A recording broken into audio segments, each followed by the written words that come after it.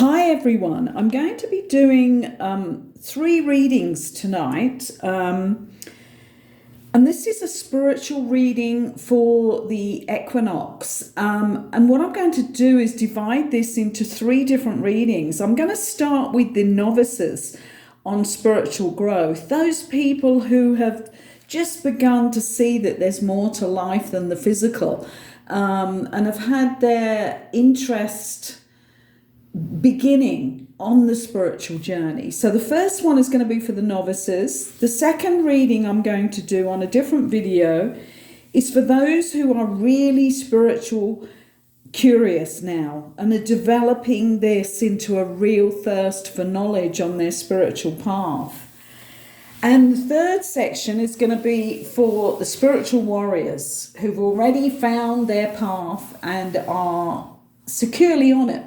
But we all need spiritual guidance. And having just done my own reading today with my Starseed Oracle pack, I felt it was really important for me to do my own reading, and the advice I got from that was brilliant. And I've already acted on some of it.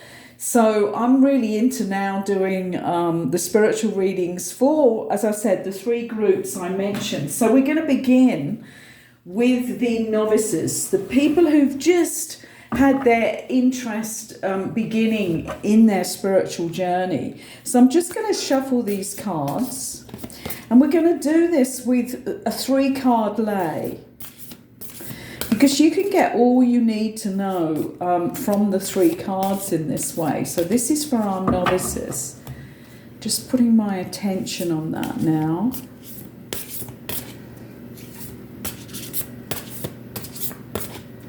What does Spirit want to say for our novices in their spiritual journey? And we already have 1 card coming out here that just broke through the pack.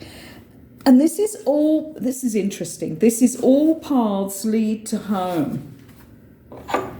This is really small print on these cards, unfortunately, so I've had to get a lens to use. This is inner authority, intuition, and turn your gaze within. And this is a really good card for those novices that are just beginning and just looking for something that's going to interest them and get them involved in their spiritual path, if that's the way they choose to go, because there's always that choice, isn't there? So this card is actually brilliant because there's some really deep cards and portal doorways and all sorts of things in this Starseed pack, but this has come up as a really good one. With the knowing that we can say to novices, look, all we're doing is guiding ourselves and everyone else home.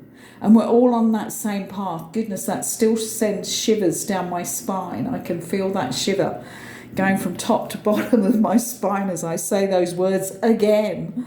So knowing that, this is the comfort that you need to get on that spiritual path in a way.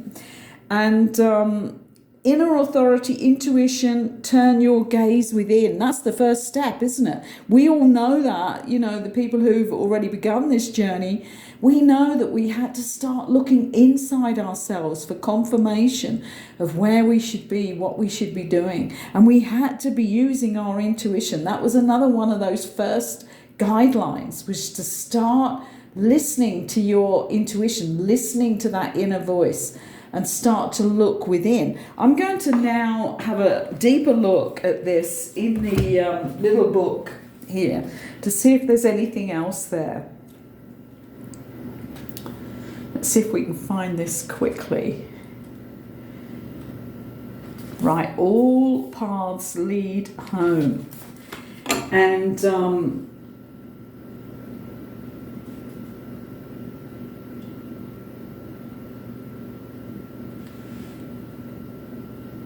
right, this is really good common sense, actually, so I'm going to read a bit of this to you. This doesn't mean switching off from the realities of today's world. We need as many conscious people as possible living with their eyes wide open. Rather, it's a call to start your day from a place of connectedness, grace and devotion. So when you go out into the world, and when you let the world in, you do it from an unshakable state of being, a state where you draw your strength, authority, and guidance from a place deep, deep within. And I totally agree with that. And having been someone who's been teaching others not only to heal their inner child, because that's been a really big part of the work that I've done, but also teaching people how to get on their spiritual journey and how to get on that path by looking within. So I've spent 40 years teaching on that particular subject. And the first thing I would say is begin to meditate. And if you need to, because it's going to be hard if you don't do this, start to meditate in the bed. Don't get out of the bed in the morning. I actually do this. I don't get out of bed until I've meditated.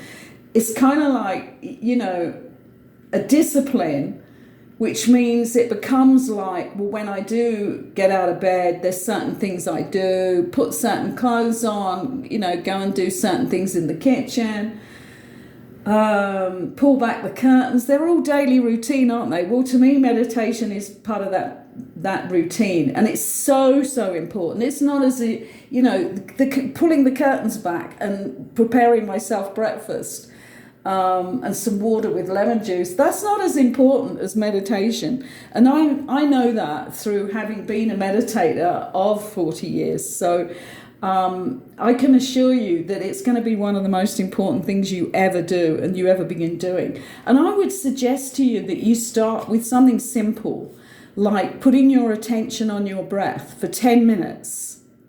So that before you get out of bed, you can sit up. If you feel like you're going to fall asleep, if you lie down, you could actually do this lying down, but not if you're still sleepy, because you will go into that unconscious state of sleep again. So putting your attention on your breath and gently bringing it back every time you realize that you've stopped doing the thing that you were asking yourself to do. And it can be 5 minutes before you suddenly realize, when you begin, it can become 5 minutes before you realize that you've stopped doing the thing that you were meant to be doing and you told yourself you were actually going to do. The contract you had with yourself was to put your attention on your breath, and you've actually stopped very quickly, and you're now 5 minutes in of deciding the other agendas for the day, and you couldn't even bring yourself back. That then proves to you how important your meditation is, because it means you have a very busy mind that is not under your control. So this is going to be one of the first steps on a spiritual journey. So I would advise everybody to do that. And that in itself, because you'll have a calmer mind, is going to begin the whole thing of you listening to your intuition, because you will be able to hear that small, still voice within you that is speaking to you. You can't hear it with all the noise from the mad monkey manus mind, as I call it. So we've got to start on this journey for the novices here. Let's pull the next card.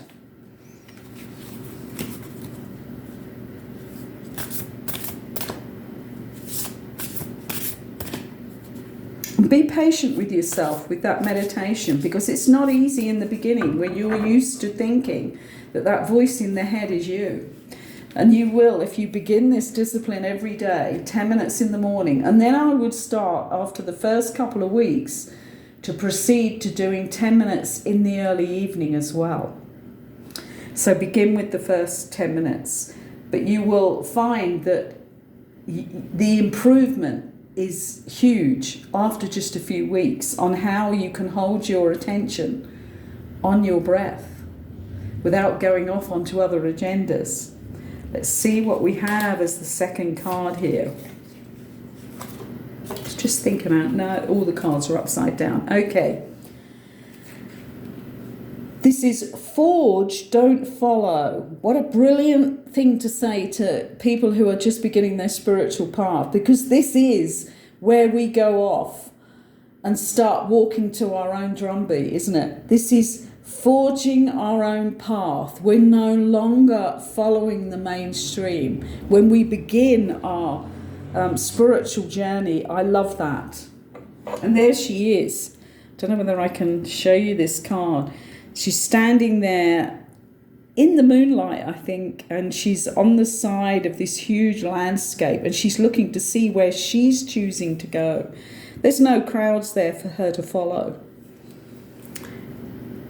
Pave a new path. Be the leader you wish you had. I love that for our novice spiritual beings, those who are just beginning their journey. I just love that.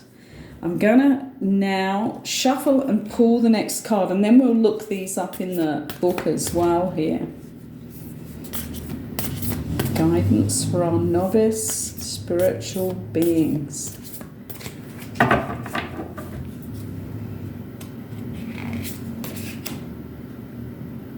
Star family. You're part of a team of souls. Call in support. And isn't that just brilliant for our finish here? Because we need to know when we begin that journey, and especially when we've gone a little way down the road and we start to think, oh my goodness, this is so vast, what's it all about? And this is when we need to know that we are part of a star family and that we have support that we can pull in. So really good card there for our novice spiritual followers who are going to start following on their own path. Our novice spiritual beings who are beginning that journey, starting to walk on their own, following only their own drumbeat, their own feelings inside. I mean, I just love this. Forge, don't follow. I'm just going to have a quick look at that and see if there's anything we really need to talk about there.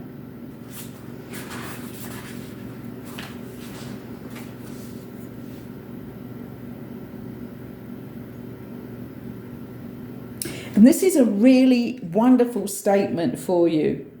There's no one on earth who comes close to possessing your unique combination of skills, gifts, and life experience. Don't look to those who have come before you to work out your path. Leaders must forge their own. Do it for your daughter. Do it for the younger you. Do it for the leaders who'll follow. When you go first, you make it easier for others to follow your lead. Forge, don't follow. That should be a huge sign, shouldn't it?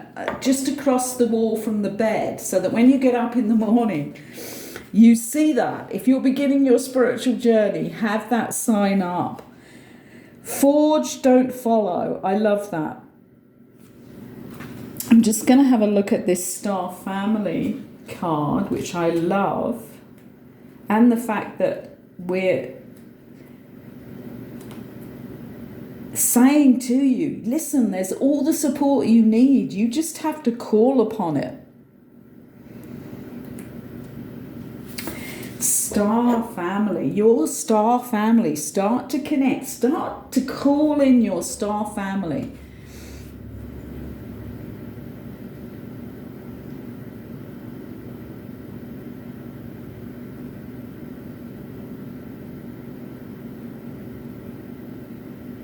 Think about the people in your life. Who do you feel is part of your star family? If this card comes up in a spread, it's likely that you've met someone who is part of your star family, or you're about to. Now, this is something that you can do for yourselves just by having a think. Who is it that I really relate to? Who am I drawn to in my earthly family, my blood family? That, first of all, starting with your blood family, who is it that in my family I would go to if I really needed to confide in them? And who am I drawn to if I want to really have real light-hearted fun? It can be the same person, and it can be that you have a soul connection within your blood family. Sometimes you'll find that you have very little star family in your blood family. And that is because you need to learn to stand on your own 2 feet and go beyond the blood family. I mean, some people, especially if you come from a small town and you know everybody, some people get stuck in their blood family and never reach out beyond it, and they never find their star family, and they never get that experience, that really unique experience of having true soul contact with people and a soul resonance, which is so beautiful. It's something which you can't compare to anything else. So that's really good, another really good thing. Like, forge your own path, don't follow. Start to think about those more subtle and powerful resonance of energy that you have with people. It may be somebody at your workplace. It may be an old school friend that you know is always going to be part of your life, and it's because you have a soul resonance. It may be that you have a love partner, indeed, because that is happening right now. Many, many more soul partnerships are coming into being, and many more twin flame partners are coming together, however difficult that may be. And also here, all paths lead to home. Start looking within. Start understanding that you are totally unique, and you're going to find that by listening to your intuition, starting to move with your intuition. And in order to get to that intuition, you need to quieten the mind, the active mind, so that you, one of the good practices will be to start to meditate very simply with your attention on your breath. Well, I've really enjoyed doing this and reminding myself about the beginning of that journey. We don't do that very often because we get stuck, sometimes in like, what's ahead? So it's really good to look back at how far we've come in a lot of ways. And the next reading I'm going to do is going to be for those who are already excited about their path and really curious and have this real thirst to get more and more knowledge. So the next reading will be for those. So thank you for listening.